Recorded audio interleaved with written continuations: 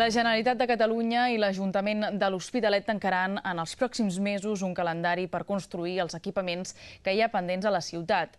Així ho ha explicat l'alcaldessa Núria Marín després de reunir-se aquest matí amb el president Artur Mas. Marín ha demanat al president que hi hagi més agents dels Mossos d'Esquadra a la comissaria de l'Hospitalet. Tots dos han coincidit que els projectes més importants són el biopol i el soterrament de les vies. L'esperada reunió entre l'alcaldessa de l'Hospitalet i el president de la Generalitat ha durat poc més d'una hora. Temps suficient per posar sobre la taula les prioritats d'un govern i de l'altre a l'Hospitalet, però sense concretar cap compromís en ferm.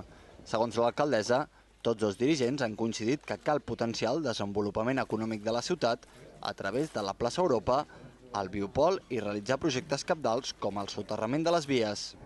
Hem de deixar molt clar que per part del Ministeri, per part de la Generalitat de Catalunya i per part de l'Ajuntament i per part de la ciutat, aquest és un projecte prioritari i aquest és un projecte estratègic. O sigui, no hi ha dubte, no és que alguna de les administracions ara dubti, no hi ha dubte de que aquest és un projecte important no només per la ciutat de l'Hospitalet sinó per al país. Quina és la qüestió en aquest moment? La dificultat de tenir aquests diners per començar la licitació de l'obra. Marín també ha demanat que l'Hospitalet s'equipari amb la resta de ciutats catalanes pel que fa al nombre de Mossos d'Esquadra per habitant.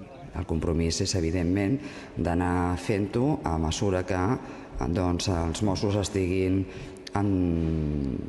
sortint de l'acadèmia i es vagin incorporant a la vida laboral, i en aquest sentit crec que no tinc per què pensar que no seran incrementats el nombre de Mossos en aquest any i en els següents.